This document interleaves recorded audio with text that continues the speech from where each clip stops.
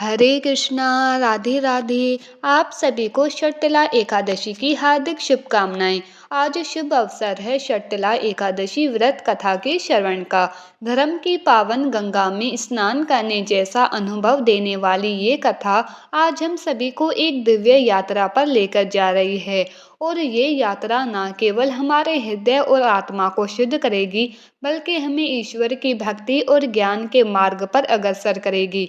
कल्पना कीजिए, आकाश स्वर्ण आभा से भर गया है और एक दिव्य रथ धर्मराज युधिष्ठिर को लेकर चल पड़ा है।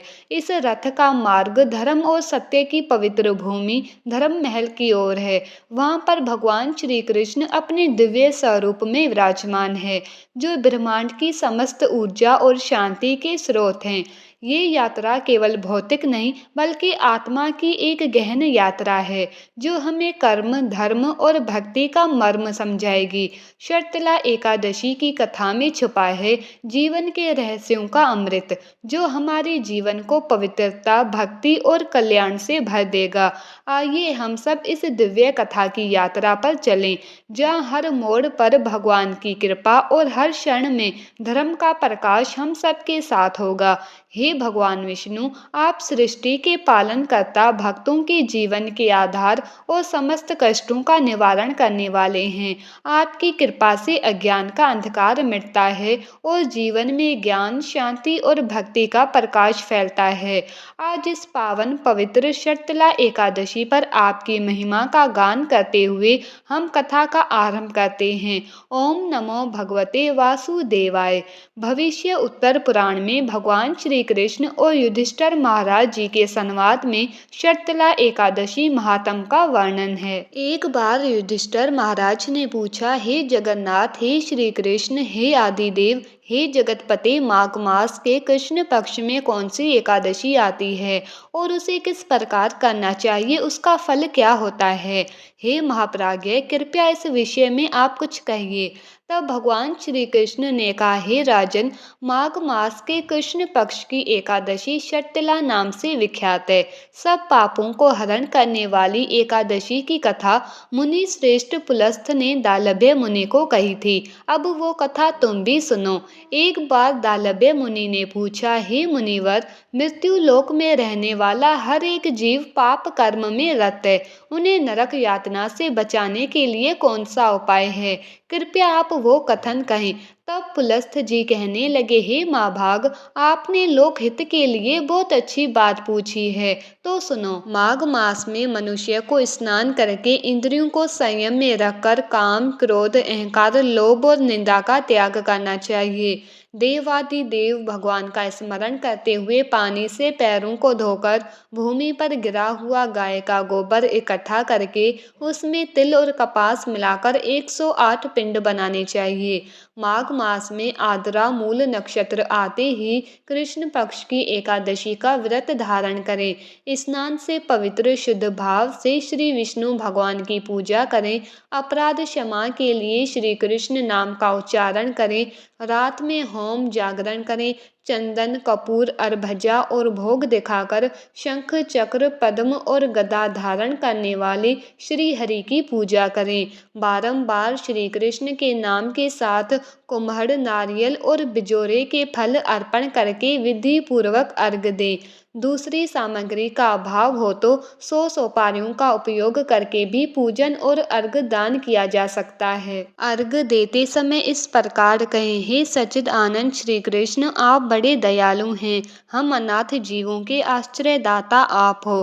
हे पुरुषोत्तम, हम इस संसार सागर में डूब रहे हैं, कृपया आप प्रसन्न हो। हे विष्णु भावन, आपको हमारा वंदन है। हे कमल नयन, हम आपको प्रणाम करते हैं। हे महापुरुष, हे सभी के पूर्वज, आपको प्रणाम है। हे जगतपति, लक्ष्मी जी के साथ आप इस अर्घ को स्वीकार कीजिए। इसके बाद ब्राह्मणों की पूजा करके उन्हें पानी से भरा घड़ा देना चाहिए। साथ में छाता, चप्पल और वस्त्र भी अर्पण करें। इस दान दान द्वारा भगवान श्री कृष्ण प्रसन्न हो, ऐसा कहते हुए दान करना चाहिए। अपनी परिस्थिति के अनुसार श्रेष्ठ ब्राह्मण को काली गाय दान में देनी चाहिए। हे द्विज श्रेष्ठ विद्वान पुरुष ने तिल से भरा हुआ पात्र दान करना चाहिए। तिल के दान से व्यक्ति हजारों वर्ष स्वर्ग में वास करता है। तिल से स्नान करना, तिल का उपटन लगाना, तिल का हवन करना, तिल डाला हुआ जल पीना, तिल दान करना, तिल का भोजन में उपयोग करना, इस प्रकार 6 कार्यों में तिल का उपयोग करने से इसे षटतिला एकादशी माना जाता है, जो पाप हानि है। एक बार षटतिला एकादशी की महिमा सुनने देवऋषि नारद भगवान श्री कृष्ण के पास आए। तब भगवान श्री कृष्ण ने कहा कि एक ब्राह्मण स्त्री थी, ब्रह्मचर्य का पालन करते हुए वो भगवान की आराधना करती थी। अनेक प्रकार की तपस्याओं के कारण वो बहुत दुर्बल हो गई थी। उसने बहुत दान दिए, परंतु उसने ब्राह्मण और देवताओं को अन्नदान नहीं किया था। अनेक प्रकार के व्रत और तपस्या करने से वो शुद्ध हो गई थी, परंतु भूखे लोगों को उसने कभी अन्नदान नहीं किया था। हे ब्राह्मण, उसकी परीक्षा लेने के लिए मैंने एक ब्राह्मण के रूप में उस साध्वी के घर जाकर भिक्षा मांगी। तभी उस ब्राह्मणी ने पूछा, हे ब्राह्मण, सत्य कहिए कि आप कहाँ से आए हैं। मैंने सुनकर अनजान बनते हुए उसे कोई उत्तर नहीं दिया, तो उसने क्रोध में भिक्षा पात्र में मिट्टी डाल दी। उसके बाद मैं अपने धाम लौट आया। अपनी तपस्या के प्रभाव से वो ब्राह्मणी मेरे धाम में वापस आई। उसे संपत्तिहीन, स्वर्णहीन, धान्यहीन सिर्फ एक सुंदर महल मिला। इतने सुंदर महल में कुछ ना पाकर वह अस्वस्थ और क्रोधित होकर मेरे पास पूछने आई। कहने लगी, हे जनार्दन, सब व्रत और तपस्या करके मैंने श्री विष्णु की आराधना की, परंतु मुझे धन धान्य क्यों नहीं प्राप्त हुआ।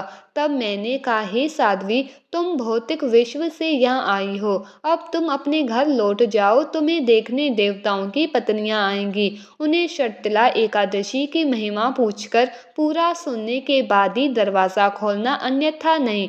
ये सुनकर ब्राह्मणी घर वापस आई। एक बार ब्राह्मणी दरवाजा बंद करके अंदर बैठी हुई थी।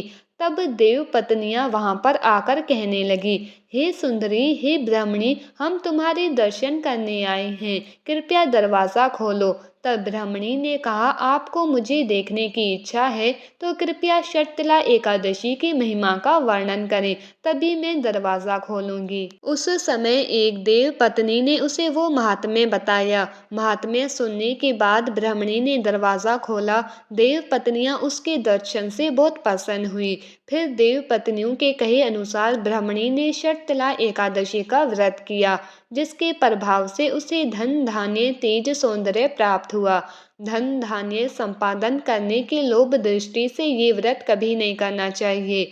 इस व्रत के पालन से अपने आप गरीबी दुर्भाग्य नष्ट हो जाता है। जो कोई भी इस तिथि को तिलदान करेगा वो सब पापों से मुक्त हो जाएगा। भगवान श्री कृष्ण के इन वचनों ने धर्मराज युधिष्ठिर के मन में एक नई चेतना का संचार किया। जैसे जैसे वो श्री कृष्ण की बातों को समझ रहे थे, वैसे वैसे उनका हृदय परम शांति से अभिभूत हो रहा था। भगवान ने उन्हें बताया कि इस दिन तिल का दान और उपवास करना केवल शारीरिक शुद्धि का उपाय ही नहीं है, बल्कि ये आत्मिक उन्नति का भी एक महान साधन है। ये व्रत जीव को संसार के बंधनों से मुक्त करता है और उसे परम धाम की ओर अग्रसर करता है। भगवान श्री कृष्ण के शब्दों में एक अद्भुत शक्ति थी, जो युधिष्ठिर महाराज जी और वहां उपस्थित सभी भक्तों के हृदय में गहरे समा रही थी। उन्होंने कहा, जो व्यक्ति इस दिन व्रत करके तिल का दान करता है, वो समस्त पापों से मुक्त हो जाता है और उसे संसार और परलोक दोनों में सुख प्राप्त होता है। इस व्रत से व्यक्ति का जीवन धर्ममय बनता है और उसे परम सुख की प्राप्ति होती है। भगवान श्री कृष्ण की ये वाणी युधिष्ठिर महाराज के हृदय में गहरी छाप छोड़ गई। उन्हें ये आभास होने लगा कि इस एकादशी के व्रत को लेकर जो ज्ञान भगवान श्री कृष्ण ने दिया, वो न केवल उनके व्यक्तिगत जीवन को बल्कि पूरे पांडवों और उनके राज्य को समृद्ध बना देगा। वो समझ गए कि इस व्रत को अपने जीवन में उतारकर वो न केवल भौतिक सुखों को प्राप्त करेंगे, बल्कि आत्मिक उन्नति भी प्राप्त करेंगे। अब महल के आंगन में एक शांत वातावरण था और सभी उपस्थित लोग भगवान श्री कृष्ण के वचनों को गहरे ध्यान से सुन रहे थे। हर कोई इस दिव्य ज्ञान को आत्मसात कर अपने जीवन को बेहतर बनाने के लिए संकल्पित था। शर्तला एकादशी की इस कथा ने सभी के हृदय में एक नई ऊर्जा और भक्ति का संचार किया, जो उनके जीवन को एक नई दिशा और लक्ष्य दे रहा था। ये थी शर्तला एकादशी व्रत की कथा। उम्मीद करती हूँ कि ये वीडियो आपको पसंद आया होगा। प्लीज़ वीडियो को लाइक करें, शेयर करें और चैनल को सब्सक्राइब करना ना भूलें। राधे राधे।